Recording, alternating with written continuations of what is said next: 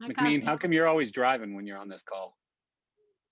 Because I try to time it so I'm driving during this call. Wise. Because then This I'd way rather it's not not a total waste of time. what? That way it's not a total waste. I'm getting two things done at once. I'm multitasking. You're using us. No, you're just part of the party, you know. Tom Like I don't have Selleck. to drive home alone, you know. Good point. I mean, otherwise I'd be calling people on the phone on the way home, but Oh no, we're making it safer for you. no, the car is doing the driving, so. Where Huh. you going? Car drives. I don't drive. Hopefully Autopilot. someone's actually managing that process. I mean, I supervise. Are you in an Uber or something? No, I'm in a Tesla. Oh. Well, they don't have full autonomous yet, do they? I know they're pretty damn close. Yeah, it's not the 100% full autonomous. That's not going to be out for a couple more years. They still got to get through regulations. Musk says it's coming this year, 100% guaranteed. I mean, I know Yeah, he's he said that. he's said shot that himself like in the 4 foot a times. few times, right? Yeah, he said that every year for the last 4 years to sell more software that he doesn't Yeah. have to, you know. They gave me one for a weekend, and I went down to the Keys, and it was the P100D, the wickedly fast one. Oh yeah. And I enjoyed it. It was kind of like driving an iPhone. I'm more used to like sports cars, I guess. And so, but the thing was, like, that self-driving thing is intriguing but dangerous because, I'd let go of the steering wheel and sit and send texts or something, and it keeps making you grab the wheel again, right? But the off ramps, all the like off ramp things, it was getting a little confused on those and moving over or not moving over or whatever. Like it seemed to be a bit sketchy. Maybe it's gotten better. This was a couple of years ago. Realize we get a car improvement every month at least. Yeah. So yeah. our car updates every month, so That's it gets cool. better every month. That's cool. But which one do you have? The 3 or whatever? No, I have the Model S. Oh, okay, cool. I love that car. I'm a fan. And I mean, again, it's a little iPhone-ish, but super cool at the same time, and you can't deny the get up and go. yeah. The torque is outrageous. Torque for days. I drove the SUV one too. They had like a P100D SUV model, and it's so bizarre being in like a minivan that does 0 to 60 in 2.7 seconds. It's like, what? It just doesn't feel right, It's not really a minivan anymore. Yeah. No, sorry. No, go on. I was Hi, at Marcia. ETC, I guess. Hi, everybody. I guess it was maybe 2016 or so. Took a course. Any case, it was Fred Foster's birthday. God rest his soul now. And he asked if I wanted to go for a ride in his Tesla. And I was like, yeah, sure. And then he proceeded to say, well, you're driving. And he put me through the paces. It was the first time I had ever been in an autonomous car. Oh my God, it was so wild. We're on the highway, the car's passing and slowing down and doing everything. And I'm just like, you just cool. Trust me, trust the car, just cross your hands and be still. Yeah, and I'd say the opposite. I'd say don't trust it too much because, there's still, because I don't know. I mean, I think it could have got me in some accidents. This is the Florida Turnpike too, going like 90 miles an hour. And, I would agree a with little you sketchy. 100%. I mean, I was in the car for all of a half an hour and I had him right next to me. So I felt incredibly secure. That said, I agree with you. How easily distracted can we be? Oh la la, the car's driving and then I'm off. Take a in nap. space somewhere. Yeah, take a nap. Watch some Netflix. I think the proof is in the puddings. It shows that currently it's shown that Teslas in auto drive get into 90% less accidents than people. Yeah, that says it all right there, right? Well, look at so many of the other cars. So do we not trust you, or do we not trust the computer? Yeah. Well, so many new cars now have the auto stop technology and kind of you still have to drive it, but Accident of collision avoidance and all that. Yeah, stuff. yeah, that kind of stuff. So that's You know, like, the thing that I'm waiting for with Tesla too is that you know, where you can go to a restaurant or whatever and park a mile away, and it drops you off at the door and then goes and finds the first available parking spot, and then you just click a button and it comes back and gets you. That's cool, but I'm really looking forward to the when I come into work, I hit the button, and it's a taxi for the day in the city, and it makes me money while Yeah, I'm that's in a the good office. idea. That's coming too, right? That's what he said's coming. We'll see when it Yeah. actually shows up, though. Yeah, Hey, you That can would check be Instagram for wild. people having sex in Chris's car. yeah. There you go. Hey, I'll There you go. watch. It's incredible technology, no matter how you slice it. It's very Jetsons to me. Oh, yeah. Yeah. So what's news? Everybody have a good week? A good week? Has it even started yet? Well, I update. didn't win, Halfway through. I didn't win $1 billion, so Damn it. that's the I was- down. Man, I was gonna come ask on, you to Matt. borrow 100 million, Matt. No, it actually, I got excited when I woke up and it said somebody from Astoria won $1 million from like the 5, and it was not me. I got like 2 numbers. Aw. I got Nobody none from New 'cause I York didn't ever buy wins one. those big numbers. It's always somebody in Michigan. Always, yeah. And it's like a group of people that pooled money together and bought like Right, 100 right. million. But I hear it's actually bad luck to win the lottery. Like bad things happen to the people that win the lottery. Yeah, Oh, Ted, I- I'm willing to try it. I'd like to find that out by myself. I actually know one. I know one. I know a guy who I grew up with in Calgary, and he was a musician. And he won the lottery and bought a house in Kelowna, British Columbia, like some big house on the water, had, you know, stripper and cocaine parties every day, and Till he ended ran out up, of money. yeah, I mean, he ended up in jail for a while, ran out of the money. I mean, and it was quite a lot too. It was like 15 million or 12 million or something like that. Canadian, so it was like 1 million. $1 million. What Yeah, time I mean, frame are we talking about? It didn't take long. I mean, it was like a year and a half kind of thing, right? It was really quick. And he had a lot of friends for a year and a half, but you know, I've always looked at money like a magnifying glass. If you're happy, money will make you more happy. If you're sad and pissed off, money's going to make you more sad and pissed That's off. true. It doesn't And if make you're a a sad cocaine person stripper? happy or vice versa. If you're a cocaine stripper, I mean, I think you just jump from money to money to money, right? Like a little bunny rabbit. But It does afford you a cushiony seat to be miserable on if you're a miserable person with that's money. true.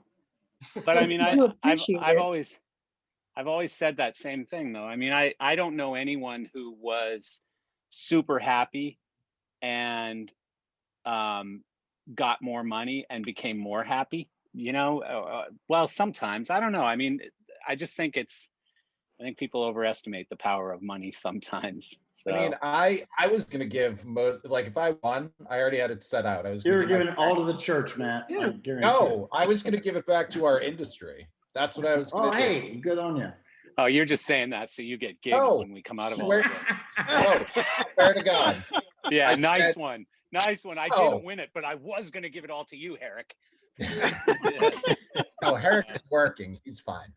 No, I told everybody, you know, 100 million for myself, 25 million for my parents, and then the rest I would have given away.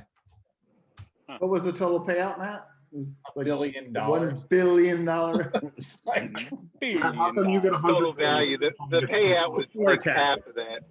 well, I mean, living in New York, you would pay city, state, and federal plus salt tax. So I probably would have seen 400 million of that. Who Near can live off 400 that? million. A bunch of bullshit.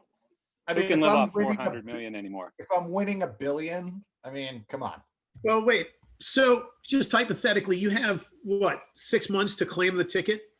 If you live in New York City, you leave and move to like the Carolinas or Arkansas and become a resident of Arkansas and claim that, you know, you bought the ticket on a vacation. And that'll save you $250 million in taxes. Yeah, I give that to my parents. I just give it to them. They live in South Carolina. It's like free for all down there. Have them claim it. Yeah. Maybe you'll get something back. Yeah, And but they then- know what store it was bought at, right? You could You- say Yeah, it they do. doesn't They matter. know what store it was bought at. You don't have to pay New York City residence tax. Yeah. I mean, I'm guessing. see. I haven't. Don't take my word for it if you win $1 billion. Nevada does not have a lottery. So everybody here goes to the state line 40 miles away and buys lottery tickets. They're lined up and in COVID, the line, see, Gumper's got his. I had to Uh, drive. I drove an hour. Yeah. They either go to Arizona or go to California. So what happens then? Which, you live in Nevada. So do you not pay, or do you pay taxes on where the ticket was purchased? It's wherever it was purchased, I think, during whatever your residence was when it was purchased is probably what you got to Yeah, pay. it's your residence. Well, I bought it. I lived in the Bahamas when it was purchased. I'm just I saying. can't imagine the states that sold that ticket are going to give up that tax revenue easily. No. Trust me, it's a drop in the bucket compared to what our I state mean, is. you don't have to pay, like, even if you win big in Vegas, if you're a resident of New Jersey, you're not paying Vegas income tax, you're paying New Jersey. So there isn't income any. tax. There Yeah. isn't any state income tax here.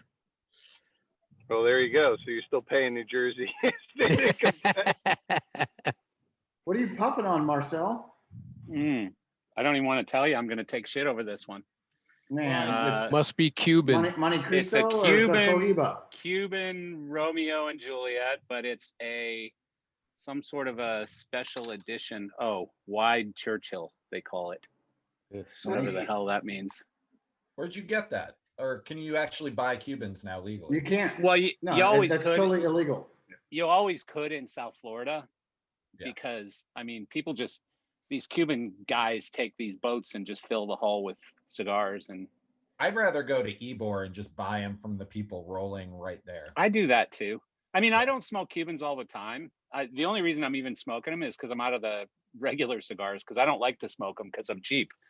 And this is probably a, I don't know, $25 cigar or something. Somebody just gave me some, I don't know if any real cigar smokers are here, but some Bahikis. If you really know cigars, you know Bahikis. It's the cigar that Fidel Castro commissioned someone to create a tobacco farm or whatever specifically for him. And it was his private, it was the cigars he smoked and stuff, right? But they're almost impossible to get.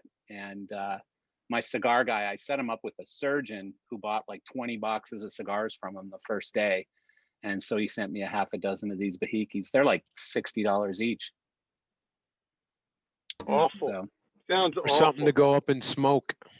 yeah. Well, and the thing is, I don't typically even like them because they're too strong, because I'm not really much of a smoker. I smoke one once a week with you guys right now, but if it wasn't for this call, I probably wouldn't smoke a cigar except maybe once every 2 months, or at a race. Whenever I'm at a race, the stress kind of sends me there. Are you getting ready for the season now? Weed's cheaper. No, we're sitting for the moment because it's just too damn much money, and sponsors are all pulling back on spending, and so I'm not a billionaire, and here we are. Damn it. So we're not racing. We're not racing. Not Expensive right now. sport. Anyways, it is a very expensive sport. Last year was 230,000, and much of it was paid by sponsors. So Nice. yeah, not a cheap sport. No. Need to get him in one of the development teams. Yeah, I mean, we've had all kinds of offers. The problem is free is 10 grand a weekend. I mean, even if it's free, if they say, come race for us for free, by the time you pay the race registration, you might have to buy a couple sets of tires to test with. You pay for the travel and everything else. It's 10 grand no matter how you slice it. So, So where's the car parked up? at the race team's shop in St. Pete. We're probably going to sell it because we're going to move to another series next year, I think, or later this year at some point when I feel comfortable to do it and sponsors come back on board. So he's in the running for something called Team USA sponsorship, where it's fully sponsored, and he races in Europe for 4 or 5 months over the summer. Well, it starts in, I think, May. So if he gets picked for that, he'll be very fortunate. That sounds That'd very be cool. awesome. Yes. Nook, how you doing, buddy? Yep. I gotta Muted. write a story about being old. I had a wrist that just stopped working this week. And I went to a hand doctor and he said, "Hey, you got a break across the whole top of your hand." And I said, "How did that happen?" He goes, "No, you got to tell me that." And I honestly don't know. And it goes Holy back to shit. being a young roadie. And somebody like John Broderick would be out waving from front of house, and I would jump off the stage and run out, and go, "Hey, what can I do?" It's like, "Well, that red gel is getting a little burnt out." "Yes, sir." And you'd run back like you were a private in the Army. And it's all my own fault. I mean, for years, I should have just taken the steps. So it was broken and never It never fused right. back And together. then being a ski bum for 20 years, I fell backwards on that sucker every week. So Yeah. it didn't ever heal right. Is it the And now- scaphoid? Huh? Is it the scaphoid? I don't know what it is. It's right What across. are you, a doctor? No, but my son had the exact same thing. It was Ah. called a non-union scaphoid fracture. And the scaphoid is a little bone in between your hand and your wrist that's so freaking wickedly important. And it's usually, even if you go for x-rays at like an urgent care or something, they don't have high enough resolution, so it never gets found. And a lot of people miss it, just like what happened to you. But then the problem is they have to break it. You got to go through surgery, and then it's a long heal. Yeah. I'm doing all that next week or two. Good times. Yeah, but I mean, it's one of those things of when you're young, you knew it when it happened that you really should have gone to a doctor, but you didn't blow off the load in or the load out or whatever. You just like shook your hand and went, "Yeah, it'll be all right in a couple of days." Yeah. And now I have a whole body full of that shit, it appears. So Nook, are you going to go back to hunting and pecking the keyboard now? I'm one-handed right now. Oh God. It doesn't work. So I have people that work for me, thank God. But Still? yeah, I was going to say your articles are going to be way shorter now. Yeah. there's Yeah. so many stuff back. It's like I write a couple of weeks so that they're months away. That's Well, been the a good lot thing of fun is for me. most of these computers and stuff, and certainly phones, are getting really good at voice to text now. Don't So you tell can- him you can- that. You can do His most of articles the are too article just long. by talking to it, right? If you do that, just make sure you proofread it well, Nook. Yeah. Well, yeah, it that's does- the does get pretty problem with doing that is I rewrite every single sentence I write 3 times. So I can write, say something, and then I'll look at it and go, "No, that's bad. Let's do it again." I'd be hoarse after an hour. I'll just peck one-handed until it gets better. Good luck to you. I wanted to read something here that a friend of mine, and some of you may already know who I'm talking about because he's there, but a friend of mine is in Dubai right now on business. And he said, this is what he wrote. It's a little bit long, but I wanted to share it with you. He said, "Here's the way Dubai is handling it. This is new. Oh, wait. I got a lamp and a PCR test on arrival. The lamp is instant. I had a result on the app before I had my bags. That lets me leave the airport and go to the hotel. Then I have to wait until I get the PCR result, which takes a hot minute to process. As soon as I get the PCR result on the app, I'm good to go. It all works through an app with barcodes and geolocation. Super cool. The country is open and people are working. Any kind of ban is pointless." By the way, this guy's a Democrat, just so you know. Almost exactly 24 hours from arriving. This is an update later. Almost 24 hours exactly from arriving.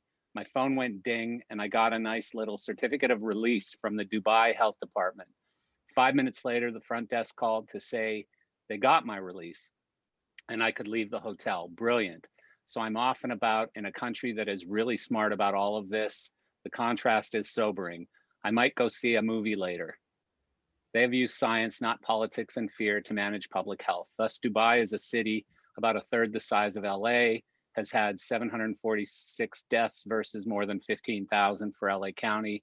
Everything's open, people are being smart, the economy is booming, and people aren't getting sick in anywhere near the numbers in other parts of the world. Politicians, if politicians in the West could do this, politicians in the West could do this, they just don't have the will and would rather use fear for gain. I tell you, if I was single, I'd just stay here and ride this thing out from here. Fuck politicians, both sides of the aisle. So I thought it was pretty cool, just as far as the way that they are handling this PCR and whatever the other test is called. Wasn't that what Germany tried with the Pass app thing at Frankfurt Airport? Wasn't that something we were? Yeah, I remember they did that at the airport. It's great, but also if you miss that, or if you don't abide by the rules in Dubai, what happens to you? They cut. Well, everyone does though. Well, yeah, but get this. They cut one hand off at a time. You don't walk into Trader Joe's without a mask in Dubai. Right, and in the past 2 weeks, their cases have tripled because they've opened for business. Who? Dubai. It's One in the way or Washington another. Post. He's there right now. Shop. This was 2 or 3 days ago. I think everybody here. Right. Well, he's not paying attention to who's in the hospital then. It must be the Kiss concert that caused it. I don't know. No. I think we all. He's a very smart guy and he's good at assessing what it is. But yeah, he's absolutely right. We could do that here, but you also need to have a penalty for disobeying, which is what Dubai does, and that's why they've been so affected at it. We've chosen not to live our lives that way. Some of us, Eric. Some of us. Just Herrick, or not you, Matt?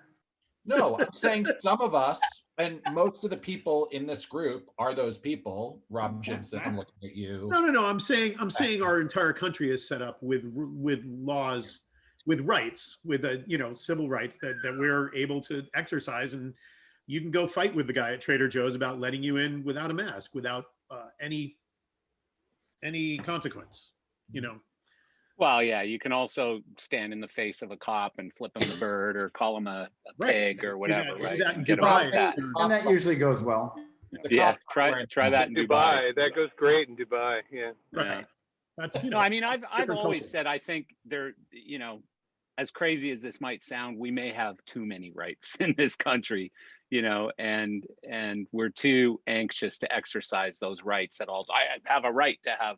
We're spoiled children. Sorry, Patrick, but I have a right to have 200 guns. Okay, but so, that's the liberal in me, and I'm done now. It's over. It's crazy. Nobody should have any. Where now? What's that? Crazy. What? Nobody should have any guns. Yeah. What would you need them First for one now? to tell you that, but I can. Yeah. Dearson. Okay, hey, I have a question. If we can switch gears real quick. This goes to Chris Asen. Let's talk about the Cobra, shall we? Let's not. Everybody's giving me a hard time. Was it really hard to push all the way home? I mean, It was a block away. What happened? It's in a bunch of boxes about this big right now. What happened? It was a block away. The ignition, the batteries from 2014, the ignition wasn't getting enough arc as I was idling, and I had to push it up the block. It was such Arc as in like Noah's Ark. No, the ignition, it didn't get enough. It wasn't getting 13.5 volts, so the ignition stopped, and it's only 2,000 pounds. So it. Did you ever see that? Did you ever see that show Money Pit? Yeah, the movie. Yeah. Yeah, this is like the car version of that movie. No way, man! It is Remember awesome. how happy they were when they bought it? Yeah. So nice. Oh, this car is brand new now. Very similar to a boat. Yeah. Got the new battery today. Runs great. Too bad it's raining. So it's all good, right, Chris? Yeah. Yeah, it's all good. Is it a regular battery at least? No, it's an Optimum yellow top. yeah. So racing. So those are racing. those are a few $100. So when I had an R8, my second R8, the battery failed. So I go to like Advanced Auto Parts up the road. What do I know, right? and I go in there and I go, yeah, it's a Audi R8, 2000 whatever. And he's typing it in and he goes, wait. It's an R8? And I go, yeah. And he goes, you can't get a battery here. And I go, why not? And he goes, because you got to go to Audi to get it. That's the only place you can get that battery. And I'm like, you got to be kidding me. So I go to Audi, and how much on the outside, what do you think a battery would have cost me for a car? Like just a regular battery. $5,000. $800. It was 900 Yeah. bucks. The same with the S8 or the S6 we had too. 900. I mean, those who know me know I'm pretty cheap. I almost shit myself right in the service department when they handed me the thing, and I went, "What? Do you guys sell underwear?"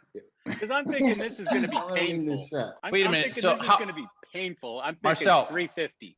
Right? How are you $400 cheap and own an R8? Explain that to me. So if you're cheap and you own an R8, I'm selectively cheap.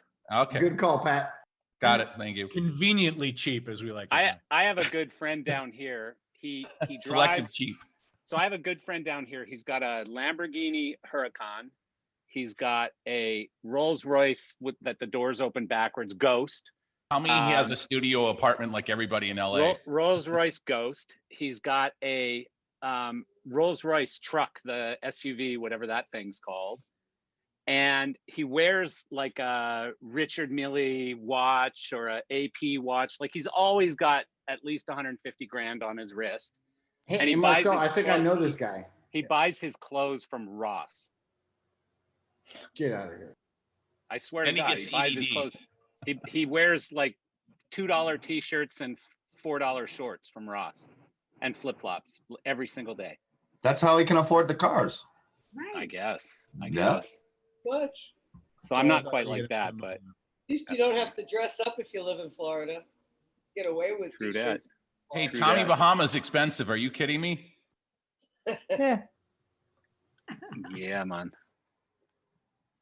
I worked at Porsche for 3 years in the service department. And I know a lot about people and their mindset with Porsche, especially when they're leasing. They never do their homework. They have no idea how much things like batteries and tires, things like that.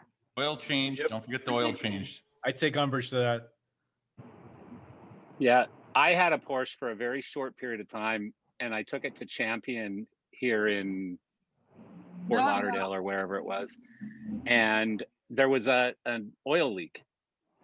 I didn't know what it was, and it was, of course, just outside of warranty. And like 2 days out of warranty.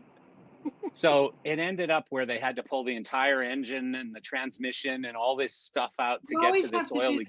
It was like $6,000 or something to fix an oil leak. I fought for so long with them, and I finally got it covered by warranty. Well, they should have anyway, if it was that close to the end. I mean, it was literally like a couple of months outside of warranty, right? Which car was that? A Sold the car right 911 away.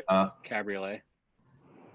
Yeah, I got rid of it right away. I never, I don't know if it's because I'm fat or wide or whatever you want to call it, big, but I just was never comfortable. I was always adjusting the seat and stuff, and it just didn't fit me. I don't know.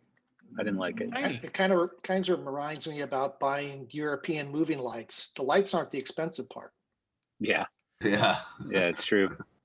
It's true. That's true. Right there. Peter, I heard you guys got like friggin' 14 inches of snow or something last night. It's coming in now, pretty heavy. We had about 18 inches last night. It's coming in Christ. between 3 and 5 feet by tomorrow. Yeah, Wiseman sent me a couple pictures. He's got that one dog. What's that dog called with the long ears? It's not a beagle. A Basset. Huh? Basset, yeah. That hates the snow. So he has to like shovel a walkway all the way out to where the dog wants to pee. And so he was bitching at me earlier today about that. Well, Basset hounds have like 3 this inches. one doesn't do well with deep snow either. That one could just Aw. ride on top of the snow, no? Just get little Cute. snowshoes for him. Yeah, that's funny. One of my neighbors here has a couple of those dogs with the really short legs. What are those called? Dachshund? Dachshunds. Hot dogs, whatever those things are called. But the grass, like the sawgrass here in everybody's yard, is never cut real nice like it is up north, right? And this dog is always so annoyed. He's always lifting up his legs and stuff because he's walking through the grass and everything's like scratching underneath his body because he's a low rider. Can't imagine one of those dogs in snow. All you see is the tail go by. Yeah. So Strickland was threatening to come in. I don't think he's here. Yeah, we He need was to on- hear from him. He was on some government call thing, the He's Department probably a of, little busy. Yeah, I'm reading his email right now that he just sent. He sent out a slew of powerful emails the last couple of days. Has anybody heard any traction on COVID? yeah. Sucks. How about this? We need COVID. vaccine first. No, so Brad and I have been working with Michael on this for a week, 8-9 days. I don't know. This is the thing that I mentioned last week that I couldn't talk about yet. And so there's a lot of traction both in the government. They've got some people who have connections directly to the president and to this other person. I forget what his name is. There's a bunch of really solid high up connections that I wanted him to come on and talk about a little bit so that everyone knows really how high up this thing is. And it's, it's Rapino from Live Aid, or I'm sorry, Live Nation. And so a lot of big players involved. So we've been working on it for a little over a week. And the general idea is that sort of like a build it and they will come. But, I stood firm on a couple things. One, I said, we have to have some sort of an indication that we're actually going to get the vaccine. If we build this thing, that someone's going to come in and vaccinate these people, that we've now created a place for them to be vaccinated. And he said, of course. And secondly was that we got day rates for the people who were volunteering to work on this stuff, because why should, the pharmaceutical companies and everybody else make billions of dollars on this stuff and our team comes in and works for free just because they're sitting around with nothing better to do? Well, that ain't cool. So so we pushed pretty hard on that, and then they came back and said, yeah, that'll be okay.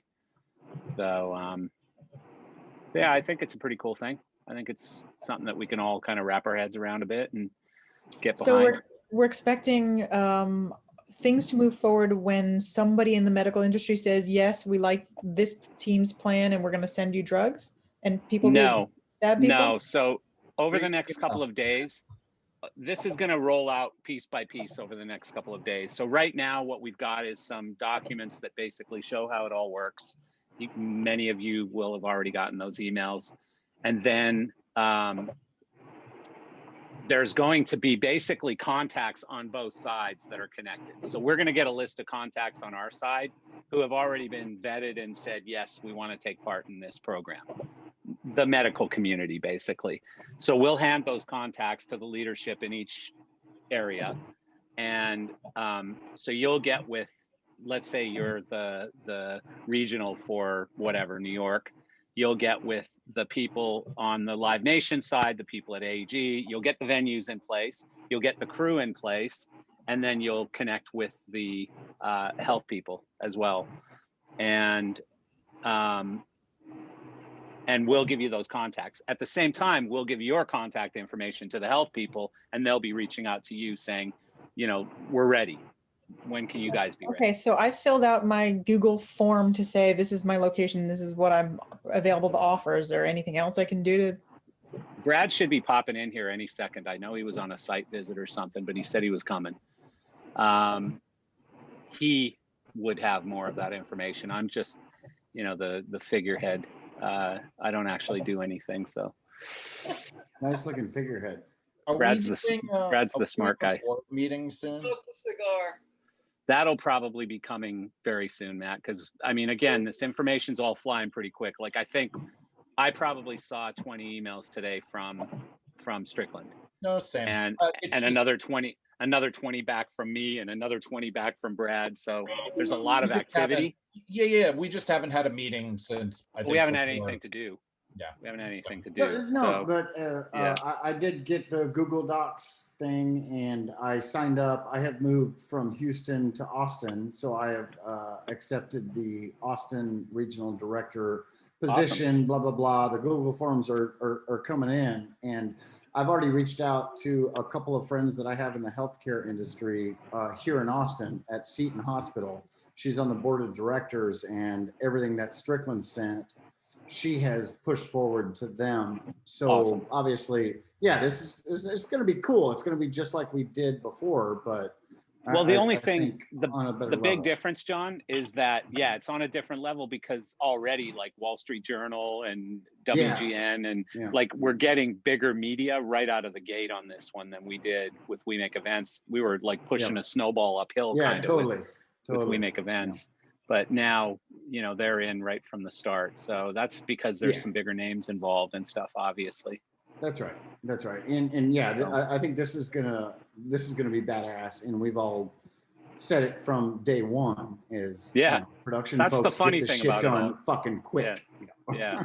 No, that's the funny thing about it all. There was those memes going around and stuff saying, you want people vaccinated, give it to, That's right. Give it to us. We'll take care of it. Well, guess what? We got that chance now. So, yeah, I think it's cool. And I also think it's cool that, not that anybody's going to get rich, but at least, people will get a week of work here and there, to add to the nothing that they did have. So. All right. It's very cool. I'm back to work right now. I got a gig coming up, man. Yeah. Wow, because you work for CT. They're like the busiest That's company right. in the industry That's right right. now. That's right. So, yeah. But no, You- it you was and all- Chris. Yeah, Chris Asen made it all happen. We try not to discuss that stuff. We try. We all know. Yeah, you don't know. You don't know. We all know. We all know. So, yeah. Hopefully Brad will So show what- up and then. So what is it you're doing, John? You might as well tell everybody. Nothing. Oh, you can't talk? I can totally talk. It's not a confirmed thing, but it's actually a possibility of something coming up. So what I can say is that I might be doing something. I've done a couple drawings. I had to knock the cobwebs out and get back onto Vectorworks and Chris, just put it in get the back- chat. Put it in the chat box here, will you, Chris? Yeah. Just to me privately. Wink. I don't even want to talk to you, Marcel. All right. Yuppie Austinite. It's like California South.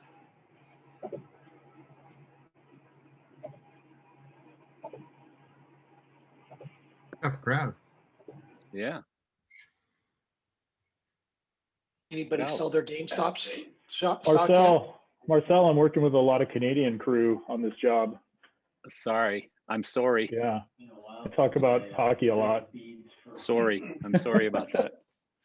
It's all good. I'm a little pissed off at hockey because Toronto just beat my Calgary Flames twice in a row, and it's kind of pissing me off. Oh, no. Mm-hmm. Eric, What did do you you- sell all your GameStop?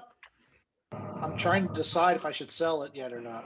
At a limit at like 300. It's well past 300. No, what I'm saying is set your sell Oh, limit. trailing stop. Yeah. I'm in on AMC Express and Naked, and I'm doing pretty damn good. Get out while you can. We had a bunch of half neck beard idiots create the new financial crisis this week. Half It's neck actually- weird idiots. I love that description. Honestly, Patrick. Is that what they're calling hedge fund managers now? Yeah, No, that's the meme idiots on fucking Reddit that caused this shit. They Dude, literally cost about $18 billion worth of shorts that are going to absolutely crumble half the hedge fund industry. Yeah, good. I'm okay with that. I'm okay with that too. In 2008, you remember what happened? They got bailed out and we got fucked. So I'm fine with it. Whatever. Trust me, you don't want that happening. I assure you. Yeah, if it collapses the whole financial market, it'll cost you more than you care to. Well, yeah, it's not like they just eat all those losses. Like that goes poof out to all of us. That pain gets shared. Trust me. Yeah, you don't want that. Yeah, you know, the whole Lehman. One of my cousins worked in government, and he was part of the team that they brought in after they let Lehman Brothers collapse, and they thought that was going to be an interesting experiment, and then they decided that it actually cost them about 10 times as much to not bail Lehman out than it would have cost them to bail Lehman out. Yeah. And hey, in the end, they made a Broadway show out of it. It'll be great. Yeah. What was that movie called that came out about the whole 2008 thing? Big Short. The Big Short. Yeah. Great movie. It was great. And that's what's happening this week. Was everybody exactly a bunch of shorts on this? A remake? That's a great movie. Bad news. Is it Everybody a remake? hates shorters. Well, it's already caused a bunch of knots. I mean, you know, I don't know about you guys. I'm down 2.3% on the overall portfolio this morning, just from bullshit that happened today. Ridiculous. Yeah, that should bounce back. That ought to bounce back. Yeah, well, we're hoping. I mean, you know, it was on a tear the last few days, so there's some correction into that. Totally. But it even bounced back at like 3 o'clock. It was almost even, and then from 3 to 4 it went away. Like everybody freaked out. So Power hour turned into inverse power hour. Yeah. Did anyone do that Tony Robbins thing over the last 5 days? Oh no, I've wanted to see that. Other than me, it was amazing. It was completely amazing. I had a little trouble on the relationship day, but other than that, everything was really good. What are you talking about? Tony Robbins? Do they show any of the production of that on like YouTube or anything? I literally have not looked. It's all on YouTube. I'll send you the links. Actually, I'll it. try and put it in the chat. There's 6 days total, and each day was 2 to 2.5 hours. And I mean, it's free, and the value was massive. You got to skip past all the people that aren't Tony Robbins. Like there's this girl who just doesn't shut up, and then there's an exercise guy who tries to get you rah rah rah. But Tony Robbins is just classic Tony Robbins. Matt, you don't know who Tony Robbins is? No, I know who he is. I'm Oh. just asking what you made it sound like it was a massive event.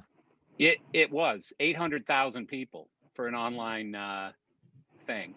So he does this thing called UPW, Unleash the Power Within, where you pay like $1,300 and you go to a convention center or something somewhere, and there's 20,000 people, and you know they're in a trance basically for 4 days, just learning so much stuff. And you know, I've been following Tony Robbins literally for 40 years, and the guy's amazing. But anyway, so he decided to do this free thing.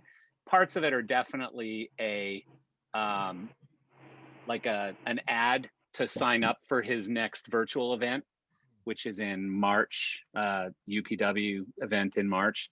And he created, by the way, I don't remember who told me they worked on it, but he created an in the round studio here in South Florida with like 30-foot high ceilings and LED screens all the way around him, where he can have thousands of people on these screens. It's actually really, really cool. I think even Fireplay and Claire were involved. He can engage them directly very quickly, right? That's the. Oh yeah, no, he can just point and boom, they Yeah. come up on a big screen and he's talking directly with them. That's the thing. And he did a lot of that on this thing because it was free, but then there was like 1,000 people who paid $200 or whatever to be VIPs, and he did like a private breakout session for them at the end of every session. But those people he would talk to. So he would say, hey, the person there, second from the top, you know, it was much lower tech because he did it in his basement at his house. But he still had a team that were able to bring the person up on the screen and pin them. But I'm just saying, like the content, very high value. It was just a very abbreviated version of what he normally does. So when I shut up here, I'll go ahead and post those links. and I'm shutting up. But that means somebody else has to say something. I was gonna say he burned me on a gig. Really? Yeah. Yeah, that right at the beginning of COVID, they had a big gig on the West Coast, and they rented a bunch of lights from us and didn't Wow. pay their bill, even though That's everything had shipped. Hmm. That's But, interesting. you know, that's the business we're in. Next time they call, they'll doing pay something with them double. at the end of the month. You're what? Call Marco. Marco's doing something with them at the end of the month. Oh yeah, Marco knows, I think. Yeah. He's the one who worked on that in and around thing where we were involved. Yeah. Yeah, I just put day one in there, and you can find the rest of the days from there. I think day one, I don't remember what the topic was for day one. Day one was like about changing your state and your attitude towards things. Day two got into I don't remember. One of them was all about business. Don't pay your bills. Yeah, I don't know that. I think he's a pretty good dude. He's a pretty good dude. I mean, you see him on this thing, he, you know, real tears and stuff. Like he really gets into people's stories and into people's lives and stuff. I think what he does is amazing. You know, I'm sure that it wasn't Tony that said, whatever you do, don't pay Chris McMean. I'm sure somebody on his staff. Well, I mean, it was screwed you everybody. in. It was everybody on the production team who didn't get paid. So That's weird. At least Yeah. you weren't singled out, Chris. Yeah, it wasn't like don't pay that one guy. Don't pay any of the production for the canceled show. Exactly. I can't remember the guy's name. I used to know the guy. He was in either Dallas or Houston, who did all of Tony Robbins' stuff. He was like his production manager for years and years and years. And I did a bunch of business with him, I think at Martin, but I can't remember who it was. But he's gotten pretty big, obviously. I think he's freaking a billionaire now, or awful close. But anyways, I think the thing's pretty high value. Anyone I know who watched it loved it, so I'm just throwing it out Bill, there. you know, like Matt, like billion. JB, that picture's fantastic. He earned it the hard way, though, screwing Chris McMean. He didn't win a lottery. I doubt I'm the first person he screwed. Yeah. I'm sorry to talk down your idol there, guy, but No, you he know, ain't my it's idol. business reality. He ain't my idol. Get If it's paid any up consolation, Puff Daddy does the same shit. Well, that's Oh, not yeah. a surprise. Didn't he owe you a ton of money, Patrick? Yeah, we got that. Oh, you did? Good. Yeah, those types just need a little spirituality. One way I or don't- another. I don't remember or if a it was 45. I mean, whatever. One of the two. Wiseman or somebody was telling me horror stories about like settlement time when it came to those artists, you know, like hip hop artists and stuff. Yeah, it can be really challenging, obviously. Oh, the Maybe Al it was Heyman you. tours. Those Maybe it were was my you who favorite. told me that. Who? Al Heyman tours. I don't know who that is. He was a promoter, or probably still is, Oh. but I did Onyx with him one year. He can still be around, Patrick. Huh? Oh, Al He Heyman. can still be around, can he? I don't think Yeah. so, but God, I mean, this guy, like, so we were, because we're the only, I guess, white people on the whole tour for the lighting crew, we didn't really get a choice in the menu selection. And so every day while we were putting the rig up, they would drop lunch off and it was buckets of Kentucky Fried Chicken. They put it like prison Exactly. style on a table and everybody'd run up and grab food. And then by the time the rig was flown and we were ready for lunch, there was nothing there. So we had to have like special separate catering in a special room that was locked so that we would have food at 2:00 in the afternoon. And that's if the show started on time and if we got to the venue on time, which never happened. So, but yeah, settlements were great. So if the artist is eating KFC, what the hell are you guys getting? Oh, we got box lunches, sandwiches for lunch, and then dinner we did a 1 hour walk away because he wouldn't pay for the catering. Al Heyman was the only. Sandwiches. Yeah. Al Heyman was the only job I ever did where we were lifting the front truss as the band started playing. We were lifting the front truss non-focused. Oh yeah, no, I mean, we didn't get paid for like 3 weeks, and so finally I went up to him and I was like, "We got to get paid right now." And we found out that upstaging hadn't been paid for the trucking either, and so I called upstaging and I said, "I'll make you a deal. I'll pay for one of your trucks, the back pay, for a week if you bring it back to Minneapolis." And they're like, "Done." So we got paid, we did load out, and I told everybody that we were going to take a different vehicle to the next venue. My whole crew didn't know. And one of them kind of suspected something was up. So everybody dumps the bus. I said, "Do not go to the bus afterward. We are leaving immediately when loadout's over." And I walked up to Al and I said, "I wish you the best of luck and thank you for your business." And I walked out and he goes, "Well, I'll see you tomorrow." And I said, "No, we're done." And he said, "Well, we have your gear." I said, "No, my gear's secure. It's in a truck. It's already left. It's going back to Minneapolis. The crew's in a van on the way to the hotel and I'm leaving." And he's like, "Well, what about the lights?" I said, "I wish you the best of luck tomorrow. I'll see you later." And I left. And that was it. And then he told me I would never work in the business again, which I should have listened How'd to. that work out? Yeah. I didn't listen. Well, you're not Well working. done, man. Well You're done. not working. Exactly. Maybe he was right. Damn you, Al, you got me. So fucking Patrick, awesome. what year was See what that? you did? Oh my God, that had to have been 96, 95 or 96, right? I have some great like Alan Thompson, Skip Davis fucking stories of like Skip holding like a 3-time faxed invoice being like, "How much is studio colors? Give me 10 of these, 4 of these, leave the rest in the truck." It's like, it's not a fucking buffet, you know? Or like loading into the pyramid and then be in Memphis being like, "All right, hang some lights, make it look like we're doing it, but we ain't doing it. Just, you know, don't plug anything Oh yeah, in." yep. So that they fulfill the contract, right? That's hilarious. Yeah, we had one of those. The ticket sales were soft, and he wanted us to load in, and so we put one truss up, and then they came in, and I could hear screaming in the back and a bunch of "fuck yous," and then we came out and they're like, "Load it back up," and they'd gotten their check and they left. It was the only tour I've ever done where they toured a 15-passenger van in a semi, so they didn't have to use local runners. And that's like the worst idea of like a touring runner. They don't know where anything is. This is before iPhones and, you know, nightmare. We did a show with him at Universal Amphitheater. We used to do a lot in Denver with him and then at Universal. And he came up to my office because usually I just pay him if the promoters weren't interested in sticking around. And he asked to take my office. He had the agent. I can't remember who it was.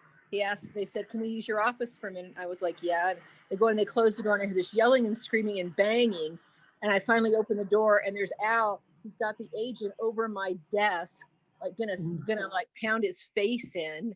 And I was like, "Okay, you guys, enough, get out of here." And then Al, every time there would be a mistake, he'd blame his assistant and then he'd fire the guy right in front of us. And then the guy would be back on the next show. What did you do with him? Wow. On There were a lot of on tours. a TLC tour we did back in the 90s with him. We were doing a loadout and I took off because I usually did take off. I didn't do the loadouts. I meant a loadout we were doing. And I got a call from my crew and they said, "We got a problem. We can't get access to one of the lighting trucks." I said, "Why?" He said, "Because he's insisting that all the balloons from the balloon drop get put in the truck and taken to the next gig." The balloons that were sitting in the chairs and on the floor, they filled up half the trailer with those balloons. Oh my God. That's hilarious. Oh, that's someone just Yeah. go in there and pop them. That's what they did. Yeah. That's what they I did. remember So is on a day. this guy still around? No, I think they're all gone. I know Skip had a heart attack. Alan Yeah. Thompson died. I don't know if the promoter guy's still around, but Huggy Carter was part of that crew too. Yep. yeah. Huggy was Nook, all I know right though. Nook, you have to have a million Al Heyman stories. No? Check your mute, Nook. I think Nook's gone. No, he's there. No, he's there. I see him. He's The best was He's on a busy, day off. think On a I'm day in off, Alan Thompson took us all to his house outside of Detroit, and he had these candles that SNS Staging, an old set company out of LA, had built these like motorized candles for a Boys to Men tour that would pop out of like the front of the riser. And he had them installed all around his pool and they didn't work. So the whole lighting crew had to go to his house and tech these things out for the whole afternoon. Working with some of the urban acts was often tough because they would like all kinds of stuff for no money, you know, and they were kind of like, they're no different than working with Mormons, I found, you know, like squeezing water out of a rock to get something. They want pyro, but they don't want to pay a pyro guy to be there. You know, that kind of stuff. Can't you just can't you teach the piano roadie how to run the media server? That kind of stuff. And they do. My favorite word is Funny just. thing is, Nook, none of that has changed. It's all still the same thing. They want everything for I nothing. still have a $1,000 DVD player that R. Kelly bought in like 2006 or something that I still use because he needed one just to play back something on TV on a projector for 5 minutes. And and it's wild. You just say, okay, he said, just go out and buy the nicest one you can. And still sits there. Well, according to this, Al Heyman's still alive. Oh yeah, Al Heyman's still alive. Heyman, He's actually still working. He's got some people that work for him and work under him, but use his name. And yes, they're still chicking at every show. Wasn't he a boxing promoter too? Didn't he shift into doing? Yeah. Oh yeah, Evander Holyfield was from Atlanta as well. So he used to do shows with him when he was the heavyweight champion 30 years ago. He was a badass. Robert Roth worked with him all the time. He's the man to ask for stories about Al Heyman. Yeah, I was just going to say I've heard a few of these from Robert Roth. Yeah. The thing with these urban acts, like, don't they just bring all their friends from, the hood to like come with them on tour and stuff? Yeah, we call that the A party. That's the, that guy's the head of security. That guy's the head of whatever. That guy's the head of this, and that guy's the head of that. Sometimes, yeah. I did a show with Skip Davis like 3 years ago. Yeah,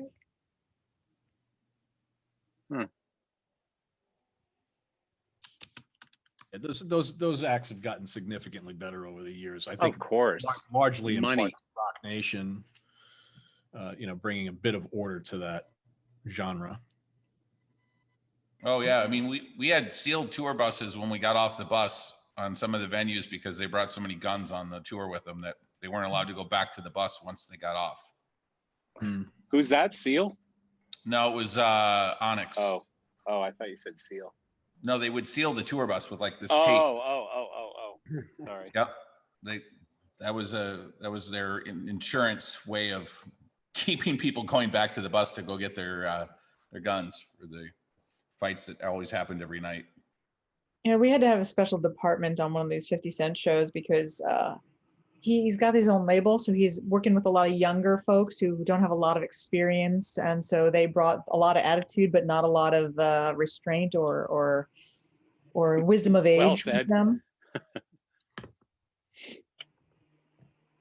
Yeah, we had. I don't know. special I went out department with Nook. like I went out with additional kind of Nook security. and I went out with Nook and Kid Rock and like a bunch of his guys one night after a show. I don't even remember what city it was in. It was somewhere where I happened to be there and you guys were there and I called you up or whatever you did back in those days. I don't remember if it was a call or an email or a whatever, called the production office or something. Skypage. But the debauchery after a Kid Rock show is also quite interesting. Well, back then, I mean, that was still the late 90s. I mean, I still had follow spots picking up women that picked up their shirts. I mean, 20 years later, we throw them out of the place if they pick up their shirts. It's not a pretty sight. Right. But yeah, it was 20 years ago. I think the guy's still on blow. I mean, he's drunk all the time. Really? Damn. He's a very smart man, but he's out of control. Yeah. Seems to have a lot of fun. And it's funny because he's constantly fighting with his neighbors. Like he's got a house down here in Palm Beach on Palm Beach Island. And Palm Beach Island, there's a lot of money, but it's all like older, very sophisticated money. You know, like Starbucks, for example, fought for, I think it was 5 years to get a Starbucks location on Palm Beach Island because the people there said it's going to bring an element, you know, that we don't want on Palm Beach Island. Karen? And so want Kid coffee. so Kid Rock buys a house there and paints his garage door an American flag, right? And you know, he's got like jacked up trucks and stuff in the driveway, and you know, it's not going well. Like he might have sold it by now. I don't even know, but He showed up in response to the Starbucks? What's that? He moved in because the Starbucks came in? No. He just moved in because it seemed like Palm Beach was a cool place for a guy with a whole bunch of money to go spend his money, I guess. You know, when you hit a certain age, you go, oh, Palm Beach, let's go there. You know, but it's a pretty stuffy, like Palm Beach Island, where the gazillionaires live, like the CEOs of all these companies and stuff, and hedge funds and whatever, or the old money, or Trump. You know, the guys who are on Palm Beach, they're pretty stuffy and don't like that element, I guess. But Herrick They don't left? like any noise. Oh, now we can talk about him. That's awesome. They don't like anybody? Is that what you said? They don't like any noise, period. Oh yeah.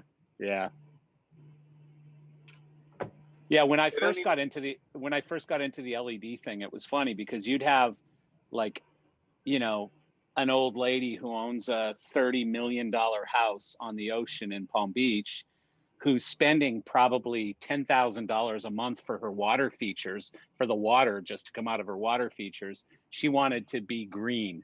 You know, I want my landscape lighting to be green. And because it's a feel good thing, I guess, because I'm spending, you know, tens of thousands of dollars on electricity for all this other stuff and all my SUVs and limos and all this stuff. So, you know, if I change to LED lights, I'm going to go to heaven. I'm a good person. Interesting. And how much concept. money would you make off of her for that? What's your Yeah. bill? What's your church bill for confession Well, there? So get this. When we first got into the LED business, I mean, I'm talking the early 2000s, like 2003, 4, 5. We did, Bernie Marcus, one of the founders of Home Depot, was building a house in Boca, massive place.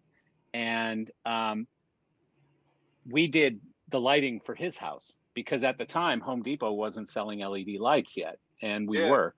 And so we sold him, I don't know, it was like 60 grand worth of lights or something for his house in interior, like, you know, recessed lighting and whatever. Architectural lighting, Yeah, I mean, it was just stupid, a stupid amount of lighting. But back when the markup was still good. yeah, well, and at the time, I mean, like a recessed downlight was $90, where now it's like $6, you know. Yeah. I remember we used to sell fluorescent tube replacements, T8 replacements, for like $80. Now they're, you know, $3 or whatever, right? So it's changed a lot. Always at the beginning of the technology, it's exciting and expensive. You know, it's like the LED TVs. You know, there's like, you know, when those 100 inches came out, they were like $100,000. Now they're like 25 grand. It's like Yeah. a few years later. Yeah. Well, sort of like these media server computers. These are the ones that shock me. Like, how could a media server, which is basically like a rack-mounted PC, computer, cost 75 grand or whatever they charge for some of this disguise stuff and whatever? The software costs money. I Yeah, 'cause understand. you got to but do then the it's math on how much hardware you used to use to achieve the same kind of a thing. It was, you right. know, But a year or 5 years, 2 years, whatever the timing is later, it's $600. You know, it's the drop off on that technology tends to be pretty drastic. Yeah, on the they pay off their R&D. Yeah, I get it. Yeah, the Completely retail get price it. is not high. One of these days for show and tell, we're going to have like, you know, Gibson show us all the media servers from times gone by, you know. Here they Remember are this one? right now. I'm amongst Yeah. them. There you go. I'm working on a silly projection mapping install. It's a bunch of tons of projectors everywhere. We're trying to figure it out. Where are you? Are you in Chicago or? Yeah, we're downtown in the Loop. Cool. Actually, a Canadian promotions company decided to take a bunch of Van Gogh stuff and animate it, and then they're doing like a 20-city installation tour, and they're sitting them down for 2 years at a time. So what are they mapping on? Like just buildings a in building. Chicago or? No, it's this place is like, if you've ever been to it's like an ethnic club. So this was like a German club, I guess, back in the day. Like the Rave in Milwaukee was the Eagles Club or whatever, right? Yeah. So they have like a ballroom and then a bunch of galleries and a stage. So they just sprayed the whole thing white. And then we have 98 Panasonic laser projectors. Wow. And then we're just like lining it all up and then putting the content across it and going nuts.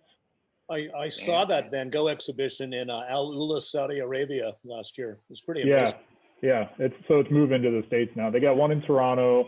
We're here, then we're going to San Fran, and then I think we go to Vegas. And you're doing them all? We are doing the programming and adapting. Basically, the Italians send us these huge canvases, and then we have to like suck the content out and then put like animated depth maps on it to look like brush strokes are slowly moving through it and stuff. Oh, that's cool. Yeah, it's work. It's a gig.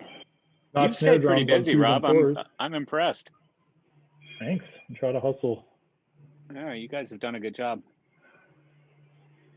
Speaking of Saudi Arabia, does anybody know who was involved in production for the Saud's Financial Initiative Institute conferences? No. I was up at 4 a.m. having to be a part of it this morning, and watching what they were doing was just fucking painful. Yeah. Was it good or bad?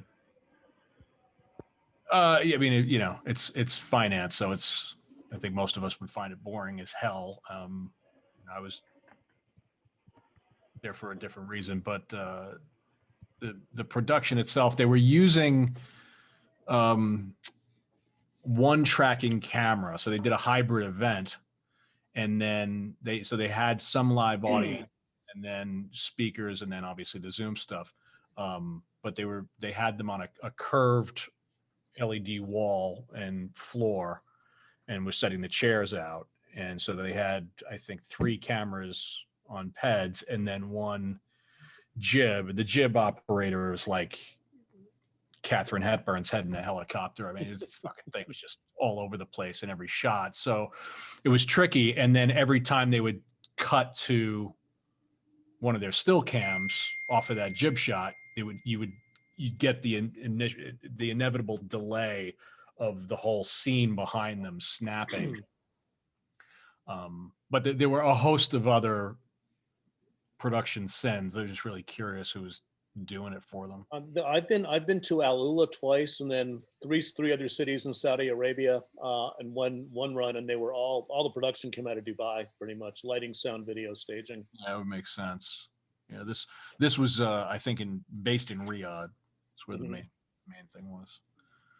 Where I saw the Van Gogh exhibition in Al Ula, they actually built a huge, beautiful venue out in the middle of the desert. Al Ula they're big on that. The middle of nowhere. And they actually, when they first put it in, they hired a Italian design firm to design the structure, lighting, sound installs. And there's probably 1,500 moving lights in the building, if not more. It's pretty impressive. And the exterior of the building is 100% mirrored. So it reflects the desert and all the rock formations around it. You can look it up online. It's pretty amazing structure. That's to hide it from Reaper drones out of Yemen. Yeah.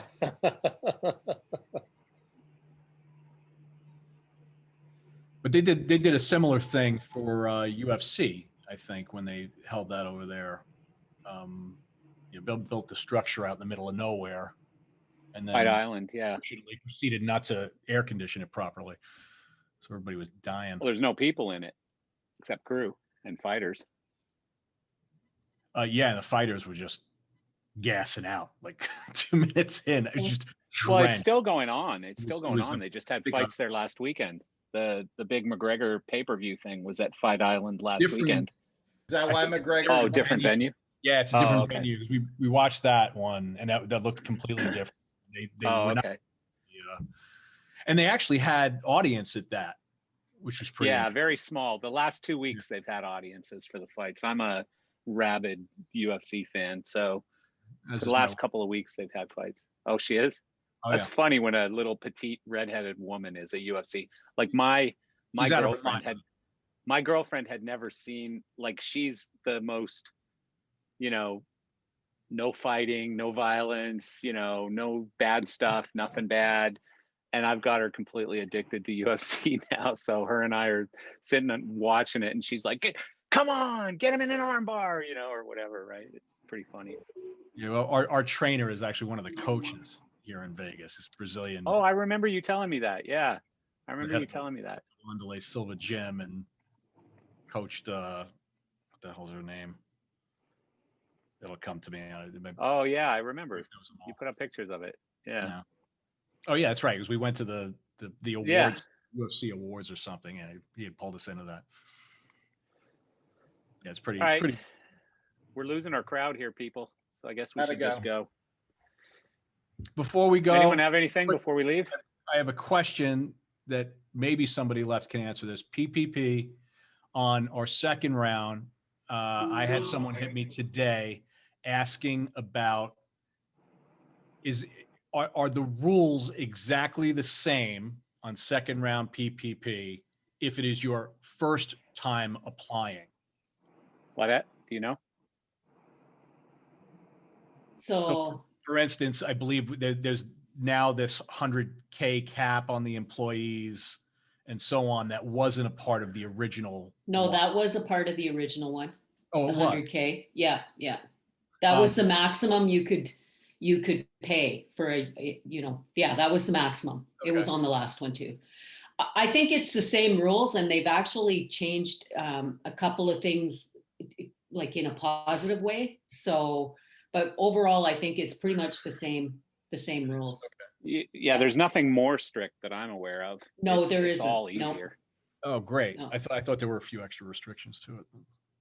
No. But he was asking me, he says, this is the first time I'm applying because I didn't apply the last time. And how does it work now? Well, one of my companies that didn't apply last time is applying this time, and it seems to be easier than it was last time. Apparently, behind the scenes, it's a little more complicated, but the application process and the banks obviously understand it better now than they did last time. The banks are in a better place. They're better organized. So I think that helps a ton. I got sent back to the drawing board over the weekend. Apparently, they wanted other information this time that didn't have to be put in last time, which was a little confusing. For state, action. I'm doing the second time around, so ours is different than yours would be probably, but because we don't have to provide quite as much. But no, Patrick did it the first time too. Yeah, I did it the first time. Oh, did you? Yeah. I haven't had It a was somebody callback else yet. me for advice on going through it because it was the first time they were doing it. Oh, And okay.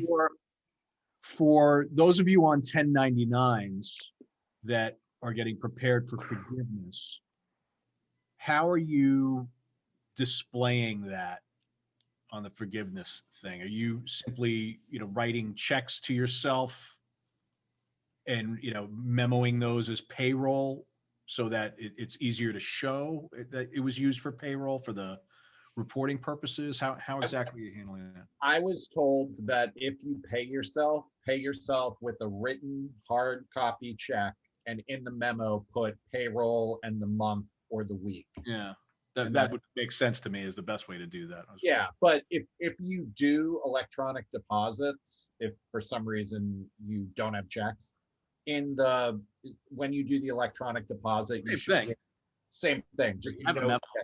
Yeah. So you should be good there. Yeah, because we do that with all of our wires. You're paying yourself. That's exactly what it is. So. Yeah. All right. Cool. Pretty straightforward. All right. Well, thank you guys. Appreciate that. Has anybody had a second vaccine shot yet? I'm going next Tuesday. I got my first one on Monday, and a little bit of a sore arm was it. So I got the second one on Monday. Yay. Is that Moderna or Pfizer? Pfizer. I'm in the Pfizer research study. Okay. And mine is a Moderna one. At this rate, I'm going to get my vaccine in 2022. Yeah, along with Well, the rest of realize at us. some Yeah. point, you really should talk to your primary doctor, because at some point they're going to open it up to everybody, including doctors. So your own doctor will eventually have one. So if you let them know now that you're in, Yeah. they put a pre-order in for June now. There's a Wall Street Journal article that's out today that gives a breakdown of the current vaccine distribution processes for every state. Oh, I know. I mean, New York, Cuomo is very transparent with it. So I know how they're doing it. They said at this rate, the way that they're getting their vaccine to vaccinate the 7.6 million people that are 65 plus the 1A and 1B, it's going to be 17 plus weeks till those 7 million people get vaccinated. Yeah, but they won't keep getting it at the same rate. You have to understand that production is ramping up, and it will continue to increase until we get to the summer. And the administration finally went ahead and bought a full 200 million doses. Yeah, 100 million of each. Yeah. Right. So again, the production will continue ramping up and get higher as we go forward. Yeah, I heard yesterday, I think it was from Strickland, that the mother load basically is coming in March. And like, I don't know that they're going to have a surplus at that point, but the mother load of vaccine is coming in March. Yeah, I guess by March, there'll be a lot of people getting ready for their second dose. I mean, I personally do not want a Johnson & Johnson. I would rather a Pfizer or Moderna because it's an mRNA, but I don't think I'm going to really have a choice. I think they're going to probably, at a certain point, just inoculate everybody with the Johnson & Johnson because it's one shot and be done with it. Well, interesting. It's on another note away from vaccines. I did the Regeneron treatment when I had COVID. And at the time, the Regeneron was a therapeutic, right? Well, they also did a study because they wanted my wife to come in because she hadn't had it. And there was another study, and I didn't realize at the time, and she didn't want to do it anyway. But another study they did is they gave it to people who are in high risk situations as a preventative, and Regeneron prevented every single case of COVID.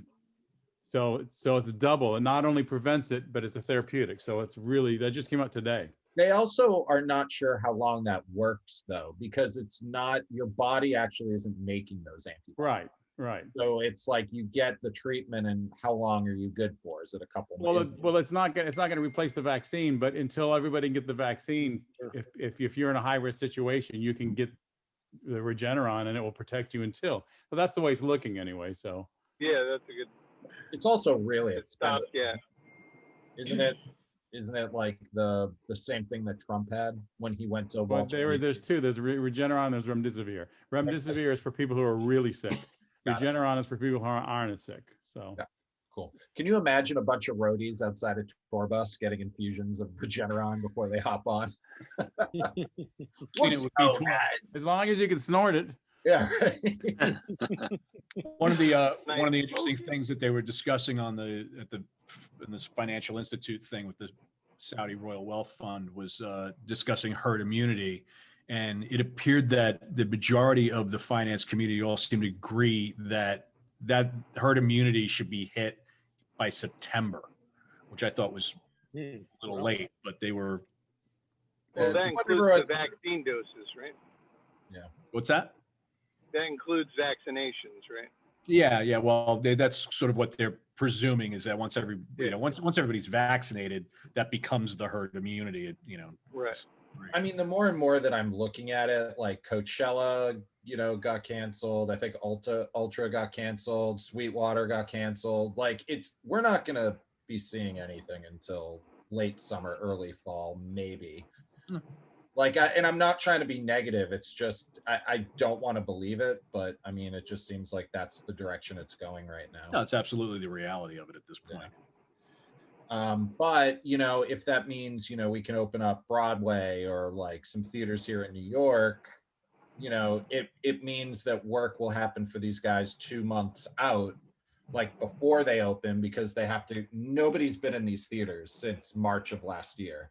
So they have to retech everything, blow out the dimmer cards, like set up the sound systems, make sure rats aren't living in the dog houses, It's gonna be a long rebuild. So hopefully that means work will be coming for the local brothers and sisters. Good, that puts 500 people back to work. Yeah.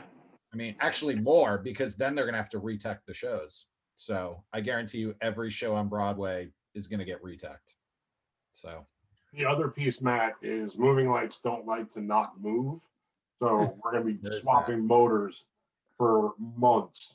I can imagine that there's probably dust everywhere, and there are rats that are living in the seats of all these projects. But like stepper motors, they do not like to not move. So they're all going to have burned in parts. Yep. Yep. We're going to I swap. said at the beginning of this, new sales are going to suck, but boy, the parts sales are going to be fantastic for all these manufacturers. It's going to be like when the Studio 575 line came out and they all had bad motors and we had to change every one of them. Yeah. I remember that. I just get boxes and boxes from high end every week. Here you go. All right, folks, time to go. All right, guys, good to see you. I'm hungry. Good to see everybody. See everyone. See you next week, man.